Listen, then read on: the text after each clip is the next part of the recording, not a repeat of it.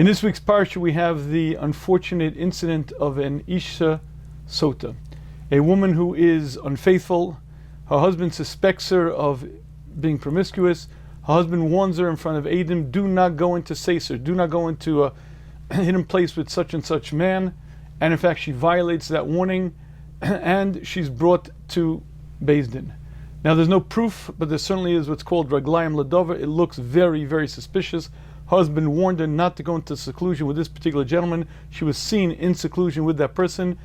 She's brought to the Kohen, to the Beis HaMikdash. The Kohen takes the name of Hashem, takes the entire parsha of Sota, scrapes it into a glass of water, mixes it. She drinks this Mei Sota. If in fact she's innocent and she was not improper, then she gets a bracha. If she couldn't have children before, she'll have children. If she had difficulty giving birth, she'll have an easy time.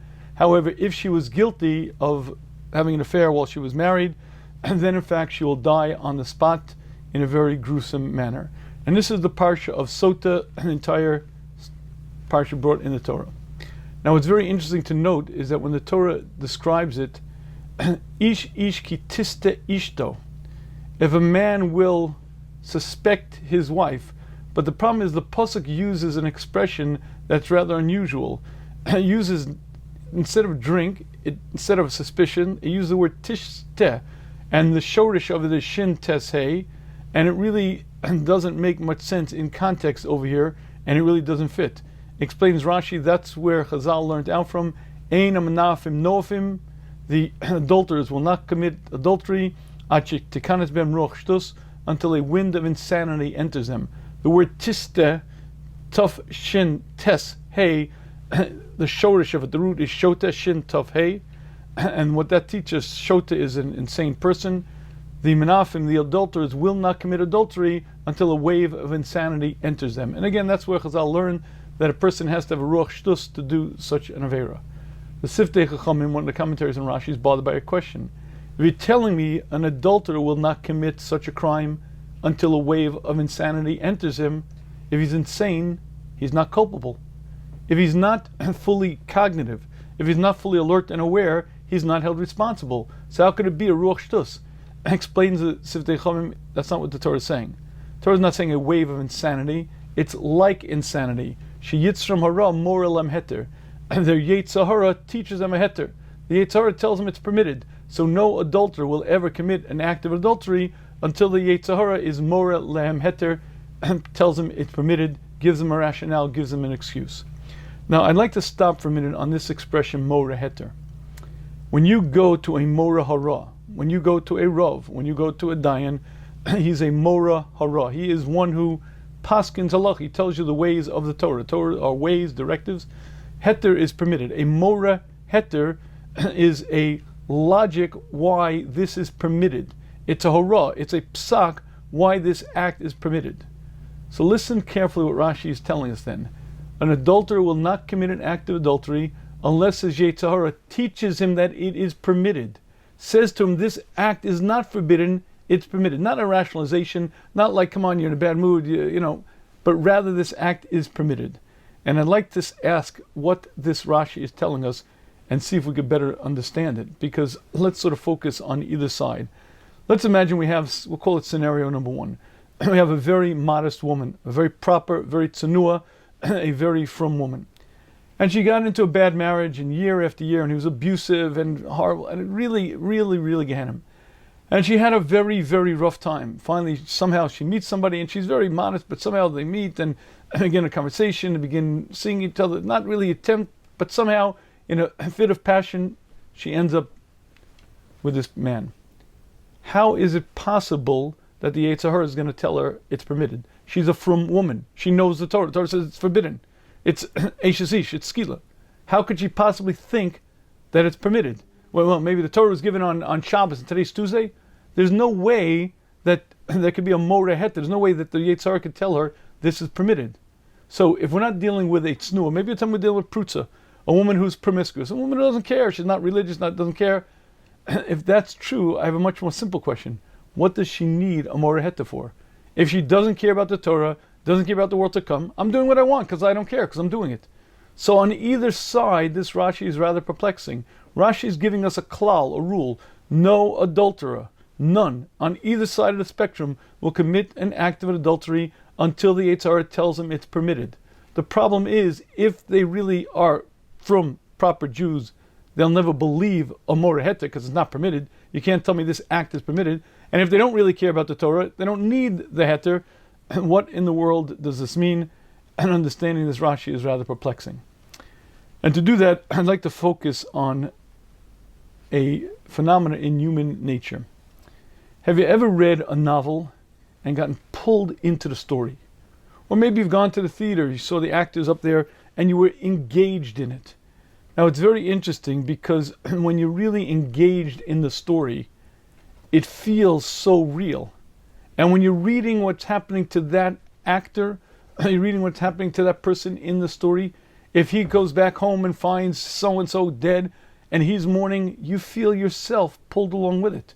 Or if he's walking down the street and he gets jumped and he punches and he kicks, if you take your pulse right then, you'll see your heart is racing.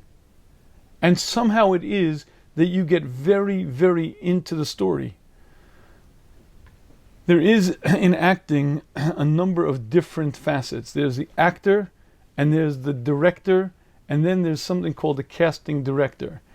Now, I'd like to share with you one of the most difficult jobs in Hollywood, one of the most difficult jobs in theater is the casting director. The casting director is the person who's going to choose the actor who's not just believable, but the actor with whom the average person can identify. You see, the whole strength of the story relies on one facet, that when that hero is walking down the street, it's not he that's getting jumped, it's me. That when he is that pirate on the sea with his swashbuckled knife coming out in the fight, it's not he that's fighting off, it's I that's fighting off the enemy. Because any casting director is rated by the criteria, how believable is the actor, how much can people identify with him. And this is a rather curious thing, what we call imagination. And if you think about this feature called imagination in the person, it's very, very powerful and very profound. The strength of imagination is that it can take something completely, utterly fiction that never happened, that never was, and make it feel real. But not just pull me into the story and make it feel like I'm there, make it feel like it's happening to me in real time. Now this called dimyon or imagination is a very important feature that Hashem created in the world for a specific purpose. And that is to give us free will. Of the entire cosmos, the only creature, the only entity that has bechira as we do is man. Only man has the type of bechira that we have. Now make no mistake, there are many other entities that have free will, but the free will that they have is different than ours. So for instance, there are entire groups of malachim, many groups of malachim, many hundreds, thousands of groups, each containing millions and millions of angels within them. Every one of them have free will. Every one of them can listen to Hashem or not listen to Hashem. But there's a very stark difference between their free will and our free will. And the simplest way I have to illustrate that is something I used to say to the guys in my high school shir. I'd say, let's imagine I pulled out a $100 bill. And I'm holding this $100 bill. And I say to you, I will give you this bill if you put your hand in a fire for 1 minute. All you got to do is put your hand in a fire for 1 minute, keep it there, and this $100 bill is yours. Now, invariably the guys would ask me, what about $50 for 30 seconds, 25 for 50? Okay, I guarantee you wouldn't put your hand in a fire not for $100, not for $10,000, for any amount of money in the world. You will not put your hand in a fire. Why? Because it's self-inflicted damage. It's foolish. It's absurd. You would never do it. A malach has full free will. A malach could listen to Hashem or disobey Hashem. But the problem is that a malach also understands things with absolute clarity. A malach sees things with such understanding that it recognizes that every mitzvah that Hashem gives us is for our good, the good of the world in general. Every avera, everything Hashem warns us about, is dangerous, damaging to us, damaging to the world around us. The difference between us and a malach is a malach sees with absolute clarity the ramifications, the results. Much like I have free will to put my hand in a fire, but I never would do it. I could do it, but I never would. And that's not the free will that man has. The free will that man has is a free will that actually means you could go left and you could go right. You could just as easily do this and just as easily do that. And the reason why Hashem created us that way is because that is the purpose in creation. Hashem took me, a pure neshama, from under the Kisei HaKavod, put me into this body to give me a chance to do that which every one of us were given the chance to do, and that is to grow, to accomplish, to become the great individuals we're supposed to be. But you see, how do you become great? How do you change? How do you rise above? It has to be a challenge. If we were created with the same clarity of vision as we're a malach, of course we do everything right, do everything proper. I'd be kind and sweet and nice and good, noble and absolutely righteous. But it wasn't a choice. It was so clear, so obvious. Of course I would do it. So in no sense was I challenged. In no sense did I grow, did I change, did I make myself. And in no sense could I be credited for that result of what I would be. To allow man to be credited for the work that he does, Hashem had to give man free will, where it's just as easy to go left, just as easy to go right. That means it has to be just as easy to live a life of purpose and meaning as it is to squander your life. It has to be just as easy to be giving and other-centered as it is to be a selfish lout. Only then, in that circumstance, when I could just as easily go this way, just as easily go that way, if I choose, and time after time I choose correctly, I'm shaping myself, I'm molding myself, I'm making myself into what I can be. At that point, I'm credited with that self-growth. I'm credited with making myself, and for eternity, I benefit from those choices that I made. But here was the great difficulty. A neshama is extremely pure. A neshama is so brilliant and understanding that it sees things as clearly as does a malach. And before I was put into this body, I understood with absolute clarity of vision exactly that which every malach understands. That Hashem is present in every molecule of physicality, in every abstract part of this world, in anything that exists. Hashem is there keeping it in constant existence. And more than that, Hashem is the ultimate mative, the ultimate giver. And therefore anything that Hashem directed us in is for our benefit because Hashem loves us, Hashem wants our good. So the neshama in its pure sense, when it was under the Kisei HaKavod, under the throne of glory, before I was put into this body, had no real bechira, no free will. Why? Of course it would do everything right, good and proper. First of all, Hashem is right here. And second of all, Hashem loves me, only wants my best, told me to do this. Of course I'm going to do this. Damage myself? What am I going to drink bleach? What am I going to put my hand in fire? And to give man actual free will, two things had to happen. Number one, Hashem put us into this body.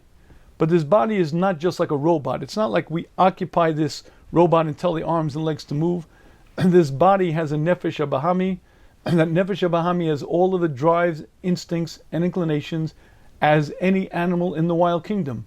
We've discussed this a number of times. If you go into the wild kingdom, you'll see that every single animal in the wild kingdom has a nature, has the inclinations, has the drive to keep itself alive. The robin hungers for the worm.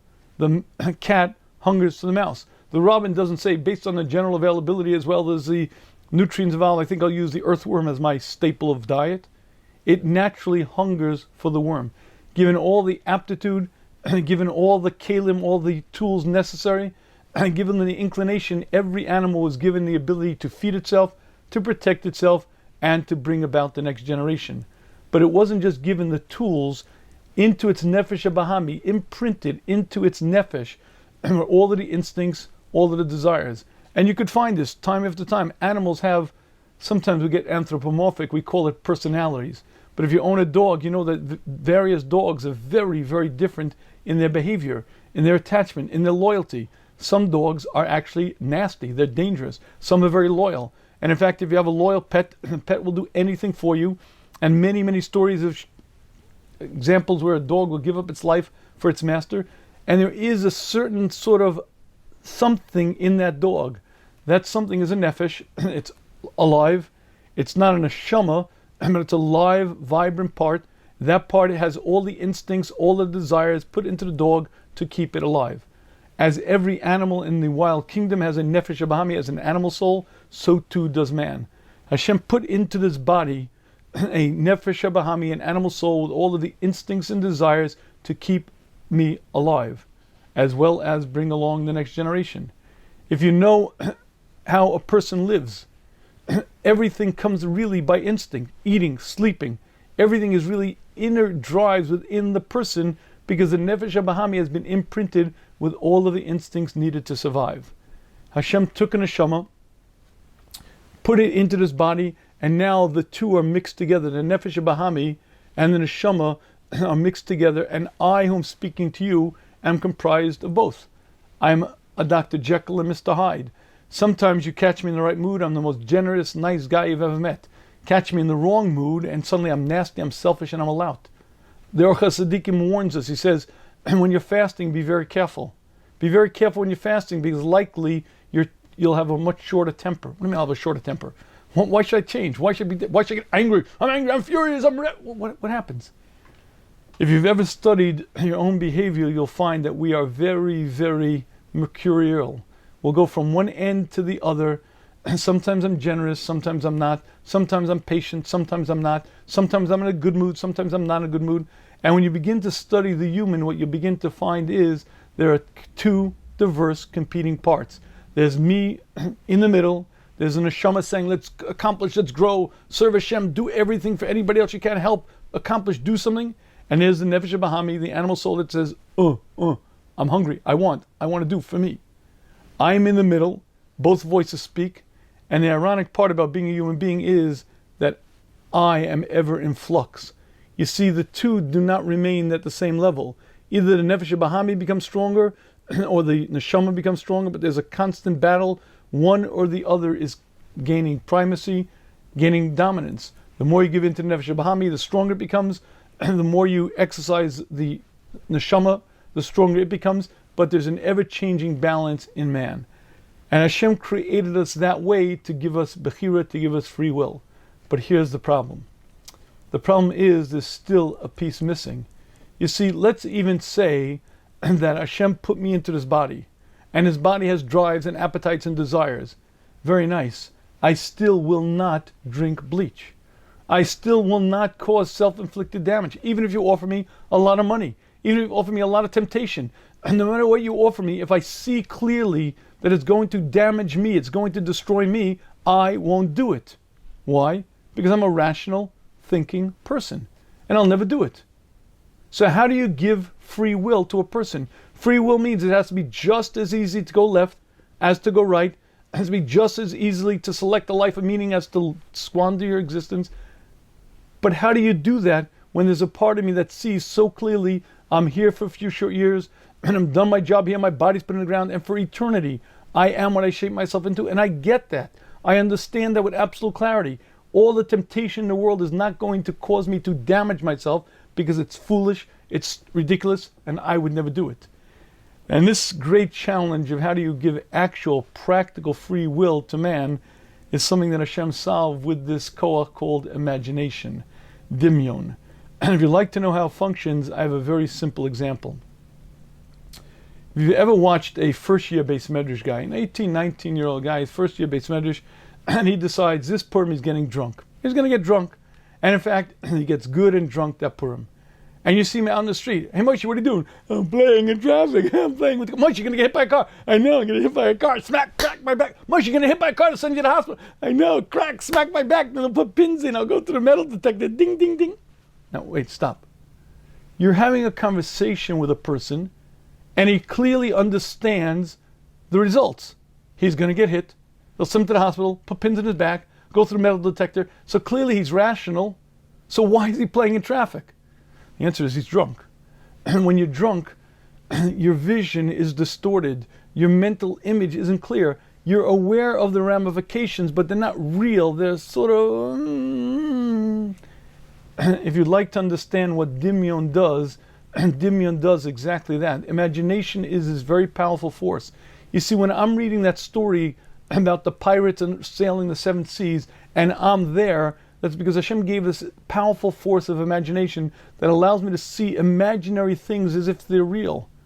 And now the human being can see whatever he wants and see it as real. Now the human being can distort the truth. Now the human being can live exactly the life he wants. Why? Because I could distort the picture at will. I have the ability to change reality. I have the ability to believe anything I want to believe. As I could believe a fiction and feel it like it's real, I could buy that in my own life. And I could live it somehow knowing the truth deep down, but always squashing it away and having this image in front of me. And if you'd like to understand the human, you have to understand that this is the power of imagination. Imagination allows us to live in fanciful worlds, allows us to see things as if it's real, even though somehow deep down we know it's not real, and allows us to do things that makes absolutely no sense if we were logical, sane, and rational. If you spoke to Moshe the next day when he woke up with the headache, and you told him, you know what you did yesterday? No, what'd you do? And you show him a videotape of him playing, what's he doing? I was crazy, what was wrong with me? And it wasn't crazy, he was drunk. In this state that we're in, we are rational, well thought out, but we're able to create incredible amounts of fanciful, imaginative realities. First of all, I'll never die, I'll be young forever, and this is okay. And this is exactly the answer to the tznuah. Would you like to know how a modest, pious woman could believe that it's permitted? The answer is you have to understand, the Torah understands under your circumstance, under your conditions. I'm sure Hashem recognizes the stress you're under. I'm sure Hashem would forgive you. It's not a big deal. Don't make a big deal of it. Because the power of imagination is so powerful that you can paint a picture and believe it to be real. And even though you know the truth, you could buy into this image and buy into this fiction and believe it, feel it as if it's real. And I believe that's the answer to the tznuah. If you've ever read a book, or you've ever gone to the theater and been pulled into the story, and you feel yourself crying, or you feel your heart beating, you're watching an imaginary state taking over you. That's a microcosm of what happens in our real world.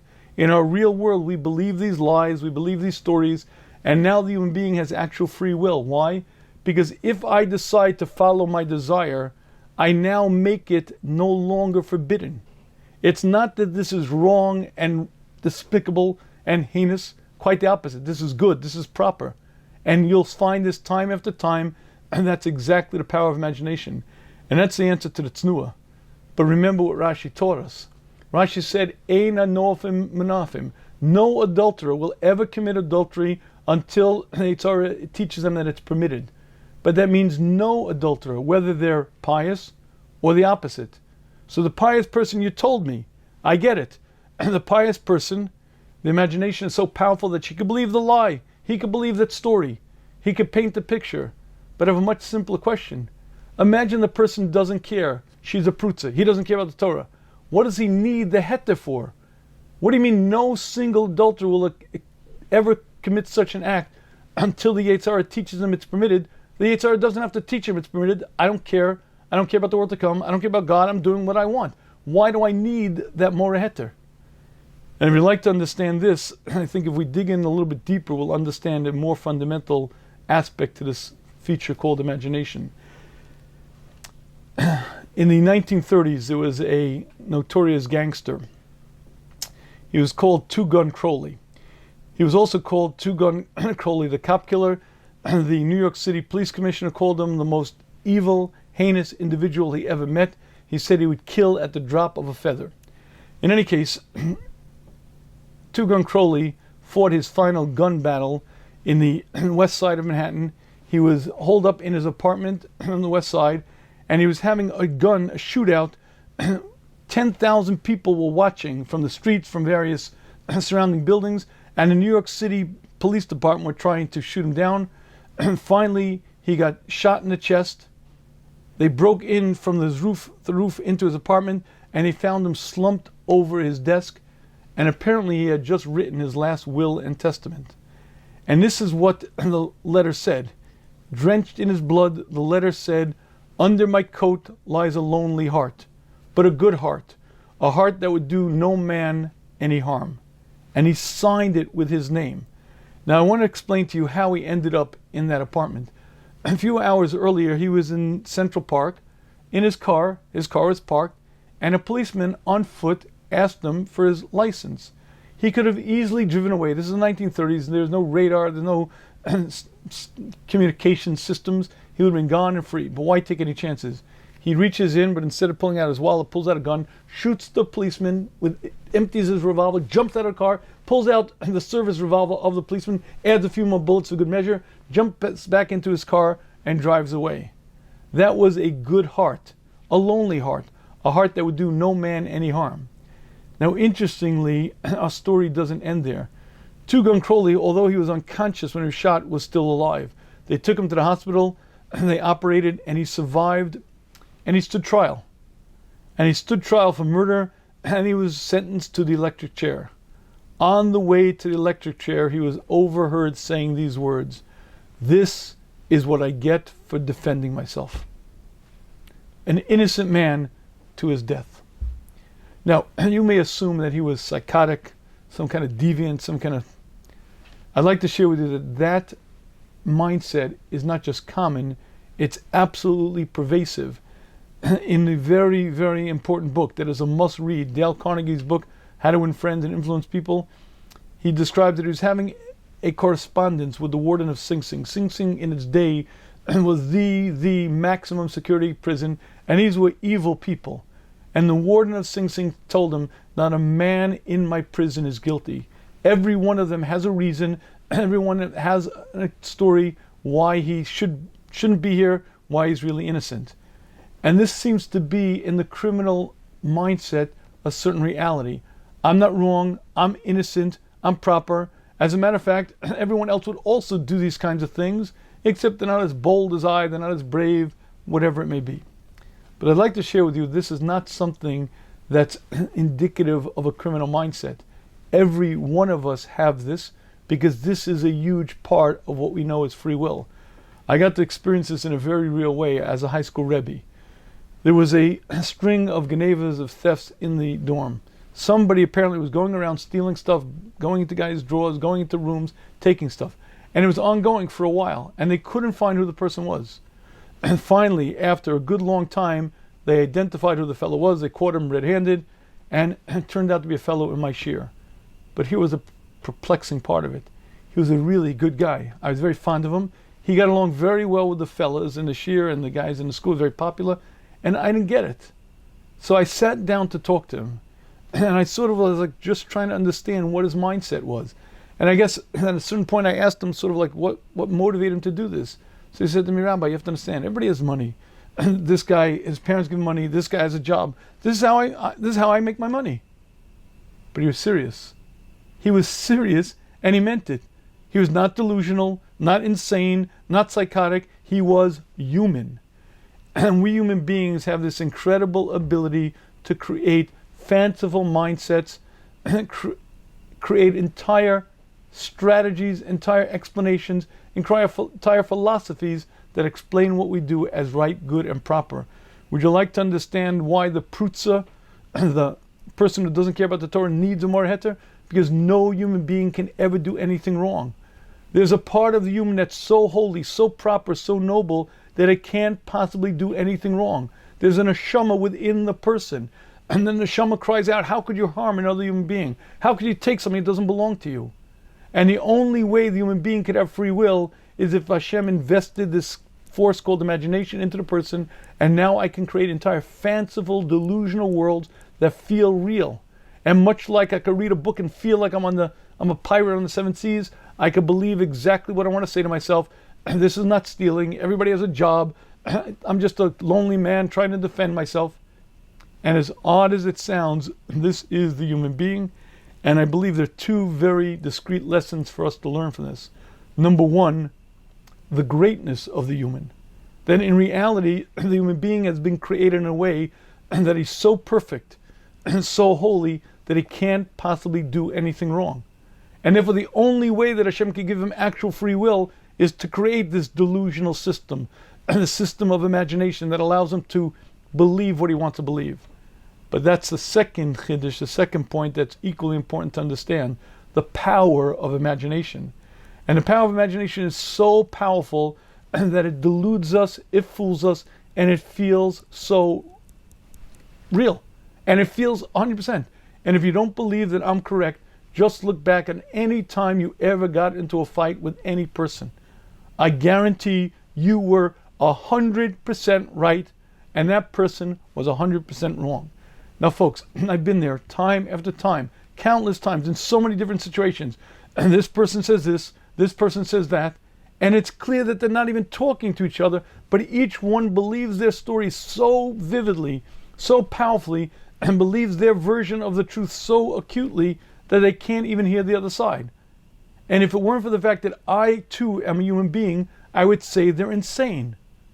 But once you study yourself and you realize that I too do it, and the minute I have a vested interest, and the minute I have an agenda, it blinds my vision, and suddenly my clear mental acuity is obscured. I get confused. I get very, very caught up in things. And suddenly, as brilliant as I might be, as much as I clearly see things, I can no longer see it. Now, we live in interesting times. We live in times when people believe exactly what they want to believe, and we see it every day, all day, to an extent that's hard to even discuss. And I don't even want to discuss the current events because they're so, excuse my expression, sickening that I don't even really want to go there.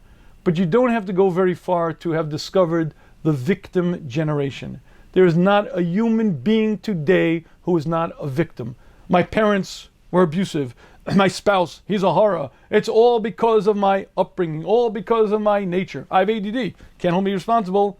I have anxiety. Listen, I can't be, I have a temper. But I want you to understand something.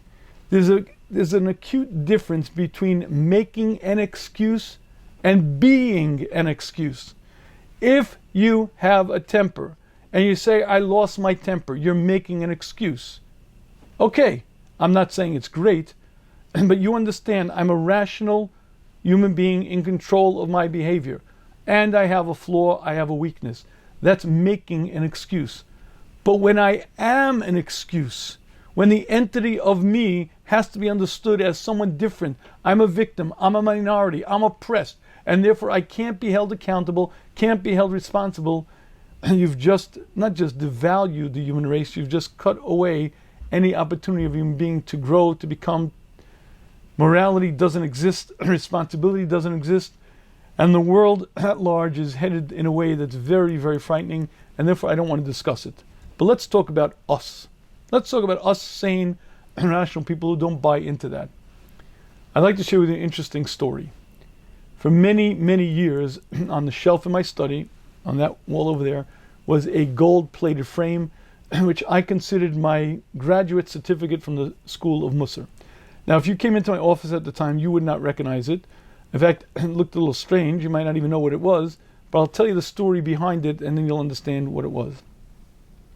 Quite a number of years ago, I was driving, and apparently I was going over the speed limit, and I saw the flashing lights behind me. I pulled over, and the highway police officer came by. I rolled down my window, obviously both hands on the steering wheel, and he said, "Son, do you know why I stopped you?" I said, "Officer, I apologize. I was going over the law. I'm a law-abiding citizen. I should not have done it. I apologize. There's no excuse." And he said, "What?" I said, "Officer, I apologize. I was going over the speed limit. I should not have been doing it. There was no excuse." His jaw almost dropped. He stared at me. He looked at me. He turned around, walked back to his car. A few moments later, came back and handed me a certificate, a citation for speeding, and he said to me, "Please don't do it again." I said, "Thank you, officer," and I drove off. I took that citation, put it in a gold frame, and put it on my shelf. And you know why? Because it took me 20 years of learning Musar to say the words, "I was wrong, and there is no excuse." And if you think those are easy words to say, I give you a little challenge. The next time you get into a fight, and you blew it, you made a mistake. Maybe it was your brother, maybe it was your sister, maybe your father, maybe your mother, maybe your spouse, especially if it's your spouse. So let's imagine that you blew it, you made a mistake, and you said something callous or whatever it may be, and it was wrong. Now here's the interesting part. You know you were wrong. Your spouse knows that you were wrong. And you know that she knows that you're wrong. And you know that she knows that you know that she was wrong. So everybody there knows that you were wrong. Try saying these words. "I was wrong." You'll gag. My teeth start to chatter. I wasn't right. I wasn't as good as I apologize. I'm sorry. I'm sorry. I apologize. And they're all okay. "I was wrong."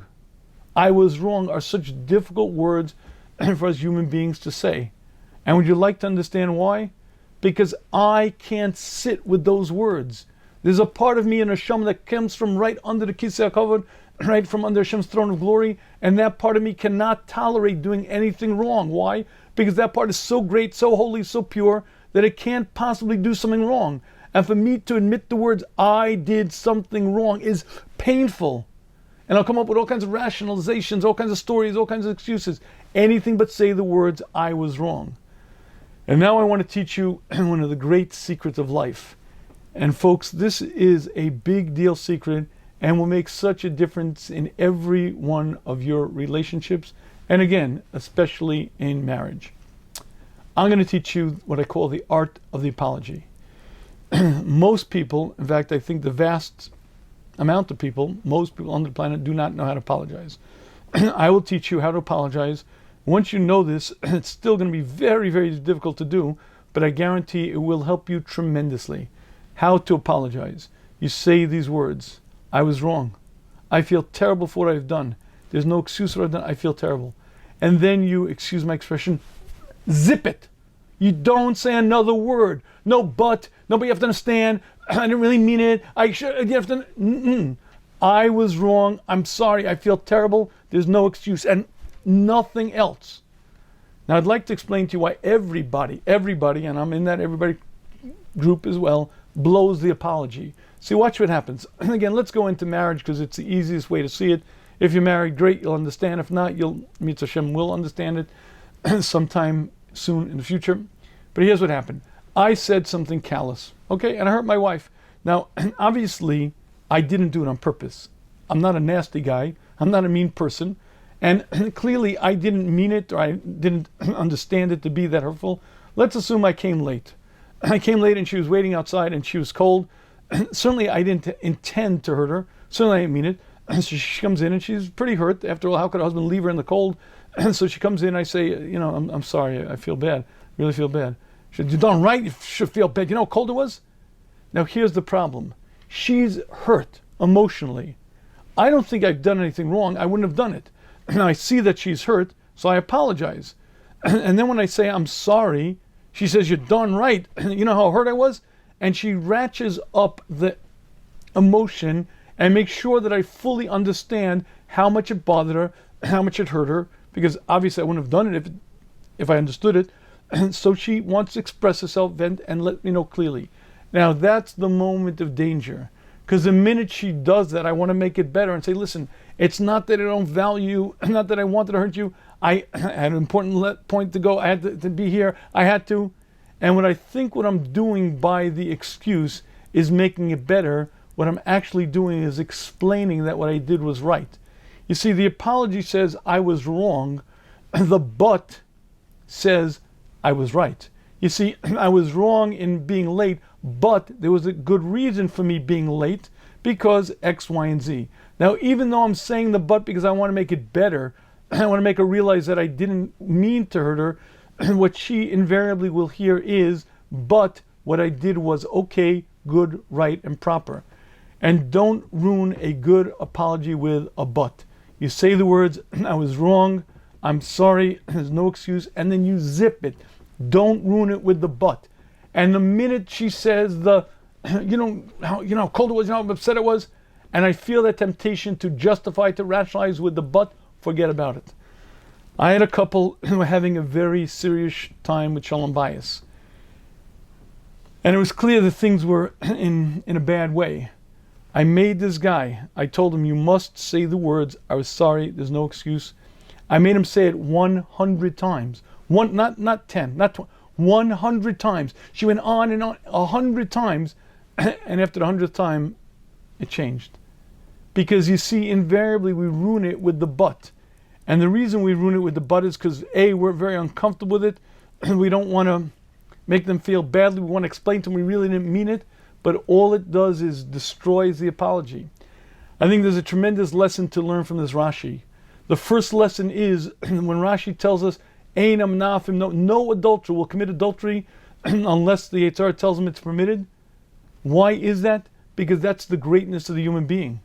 The human being is so great that I cannot do anything wrong.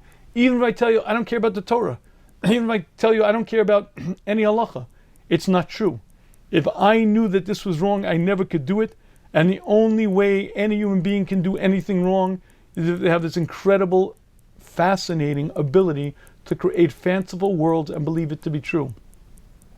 The reason Hashem gave us his imagination is because that's what allows for practical free will. An angel has free will, but it sees things with such clarity that it can't be credited with the choice. Of course it chooses what's right and good, it's proper. That's what it saw clearly in front of it. To give the human being credit of actually making the choice, it has to be just as simple for me to go this way, and just as simple for me to go that way. The fact that I have a nefesh bahami, the fact that I have desires and drives are true, but I have clarity of vision. And I see the results of those behaviors. I do not do heroin. And you're not going to convince me to do heroin. No matter how great you tell me it is, no matter how wonderful, I'm not doing heroin. Why? Because I'm not stupid. I'm not going to subject myself to that. But it's great. It's so tempting. It's so alluring. I don't care. I'm not doing it. And taking an neshama and putting it into a body, even if you mix it with the nefesh bahami, the human being would not have free will. Why? Because part of me sees things with such clarity. I don't drink bleach. I don't put my hand in fire. I don't self-inflict damage upon myself. To allow for actual free will, Hashem gave us this power of imagination. Imagination is his ability to believe things, fanciful things, and to believe that I'm innocent. Even though I just shot a policeman in cold blood, even though I gunned him down, I'm an innocent man defending myself. The world is out to get me, and you have to understand where I'm coming from. And if you'd like to see the power of imagination, just look at the criminal element, but just look amongst ourselves.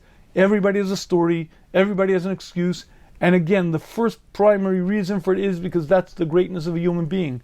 A human being can't do anything wrong. I can never live with myself.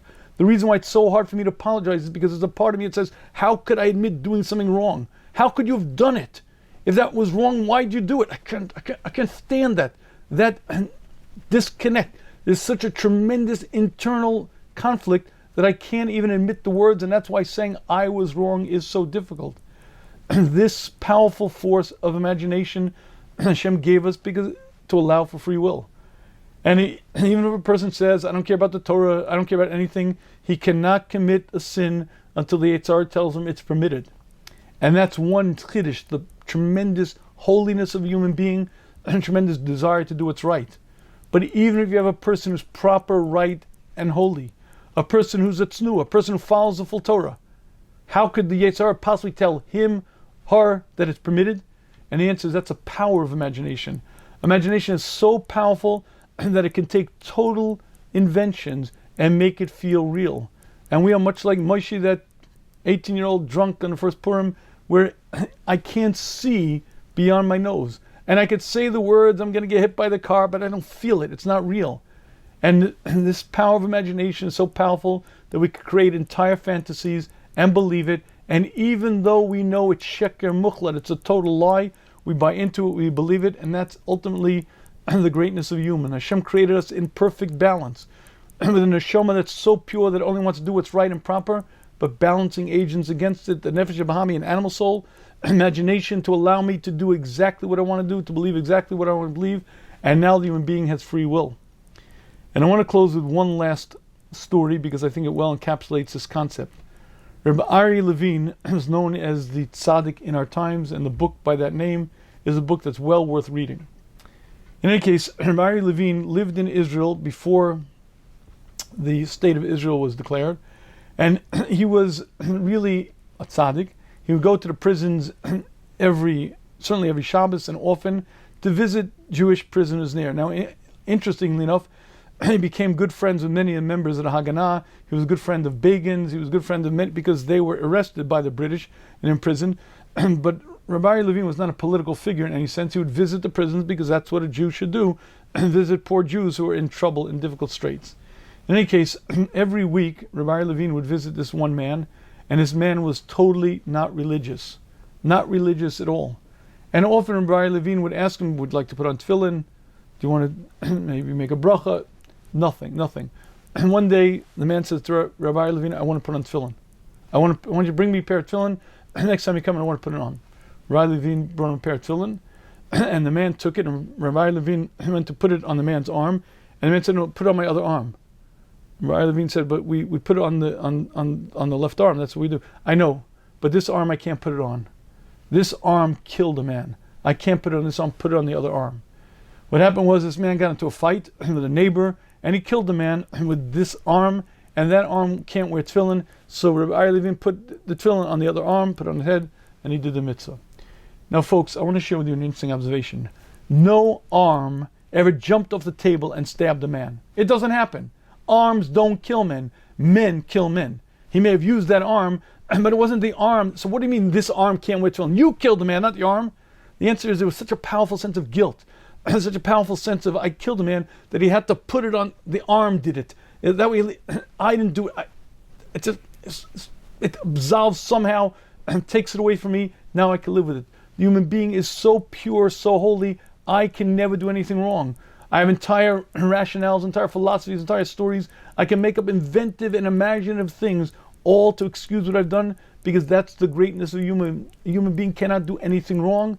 That's the power of imagination, and we have to be aware of it so that we could actually use it for our good and not be swayed by it, not be destroyed and pulled into it. And now I'd like to open the floor to questions, thoughts, observations. Thoughts. If you have questions, please feel free to raise your hand and ask. If you're shy, you can type it in. We do have some people emailed in questions. By the way, anytime you could, during the week, if you have a question on any topic, you're more than welcome to email it to Rebbe, R-E-B-B-E at theshmuz.com. You're more than welcome to email it in, and I'll gladly take it. If you have a question, you're more than welcome to please raise your hand now, and I'll take it live. If you have no questions, then that's great. I'll make a bracha. I'll drink my tea. Brachata Adonai Eloheinu melech haolam shakol niyeh b'dvaro. Now, whether you should say Amen or not is a very good question. I've had that question for a long time, and it would seem the answer would be if you're in the same time zone and it's instant, maybe you could say Amen. If you're hearing this delayed, you certainly can't. But I don't know. You have to ask a posek. I'm not sure. I've never gotten that clear. Rav Avadia Yosef discusses it in one of his tshuvas. It's a little complicated. But anyway, other questions other than whether do you say Amen when you hear a shir. Again, normally you don't. Certainly if it's recorded, you certainly would not say Amen. If it's live and you're in the same time zone, so it's really actual live, it could be you do. It could be the position to say you don't is because you're not hearing my voice. You're hearing an electrical reproduction. The microphone picks up sound waves translated into electrical impulse, and that electrical impulse on your end is then retranslated by your speaker into a sound. So you're not hearing a voice, you're hearing a reproduction of a voice. So that's why you can't be Yotzei Tkiya Shofar, you can't be Yotzei Megillah, normally via telephone, etc. But in any case, it's an interesting point. Okay, if anybody has questions, please feel free to ask. Okay. Does giving angels such clear vision take away any part of their free will? Okay, so the answer is no. Free will means I could or I could not. An angel has absolute free will, as we have free will. The difference between an angel and us is not the free will aspect, it's the cloudiness of the vision. It's the obscuring of the sight. See, an angel has absolute free will, much like I have free will to put my hand in a fire. I could do it. I could drink bleach. I absolutely could. Now, the fact that I wouldn't do it doesn't mean I can't do it. In fact, sometimes you hear people do ridiculous and stupid things. I could do it. That's absolute free will. But absolute free will not help the human being, because Hashem created us in a position where our choices shape us into who we're going to be.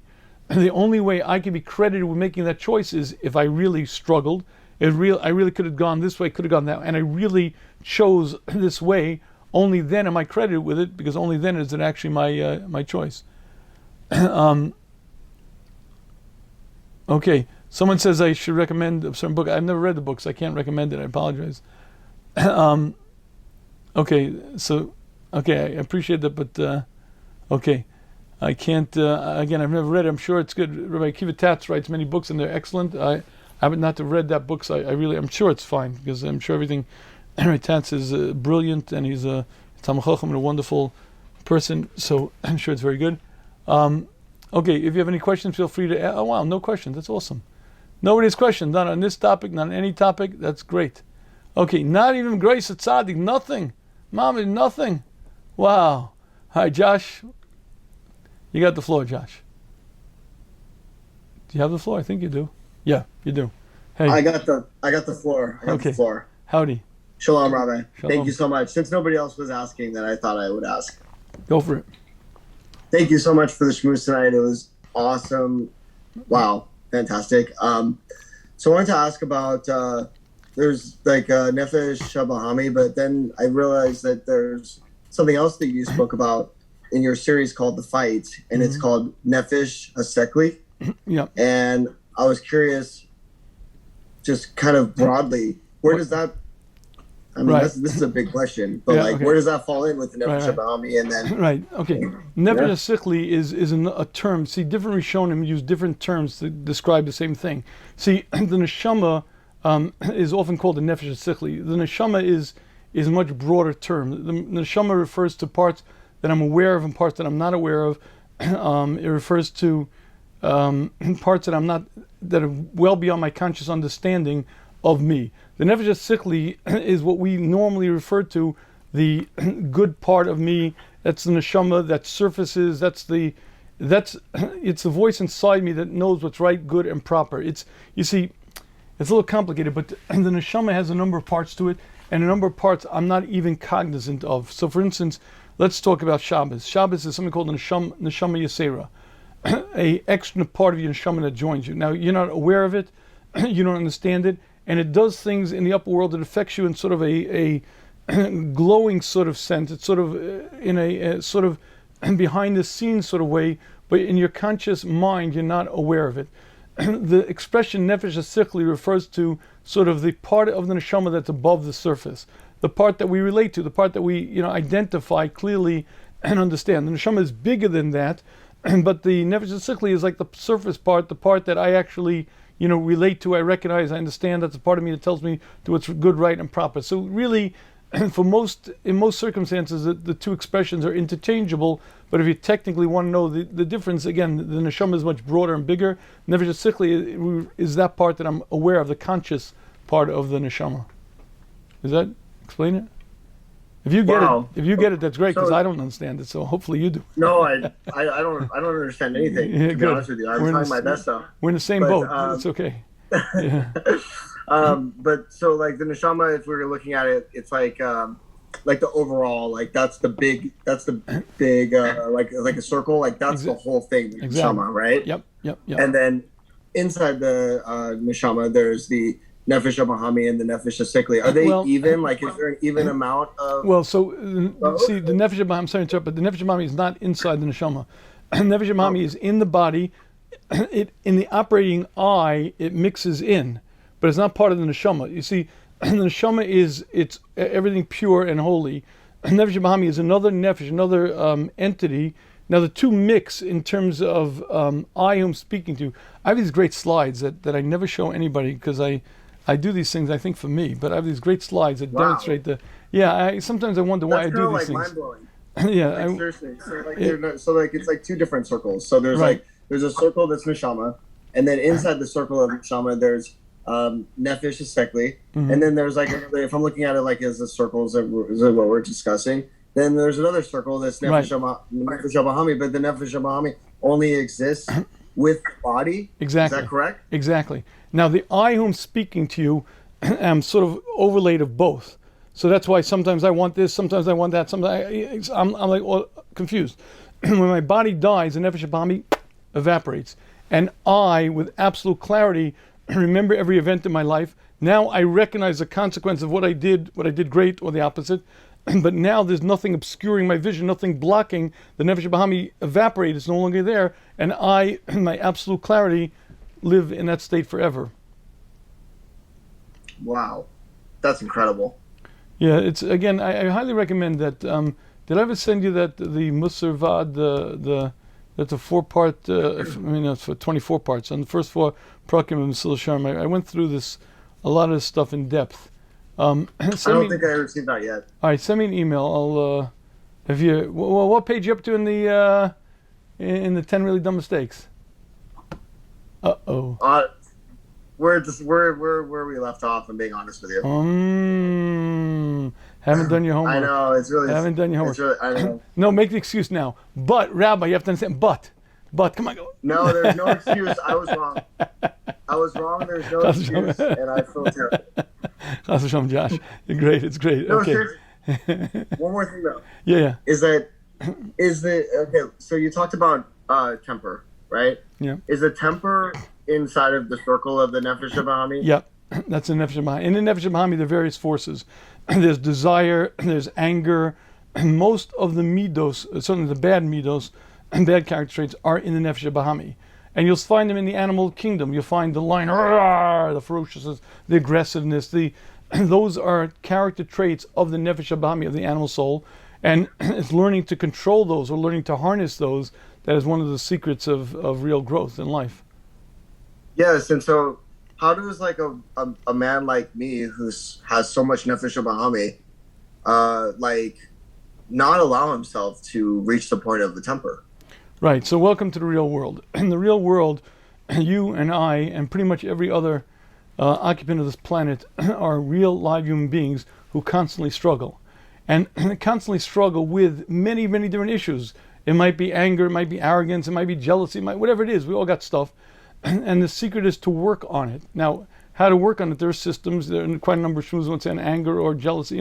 There are systems that Chazal gave us to work on it, but it's a constant project. You, as a human being, are a work in progress. Until you leave this earth, you're here for one purpose, to grow, to change.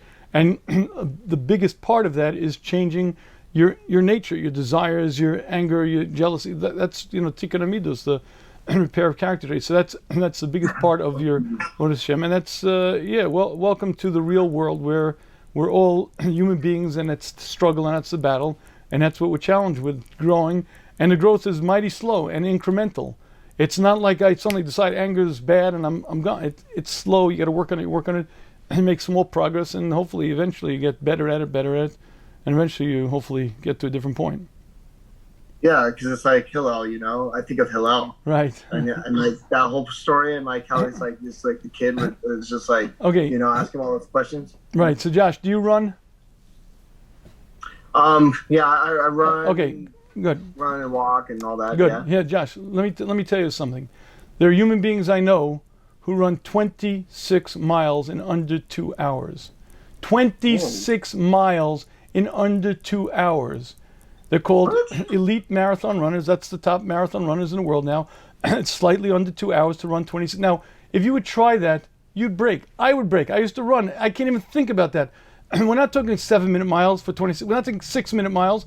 We're talking speeds that are beyond description for 26 miles.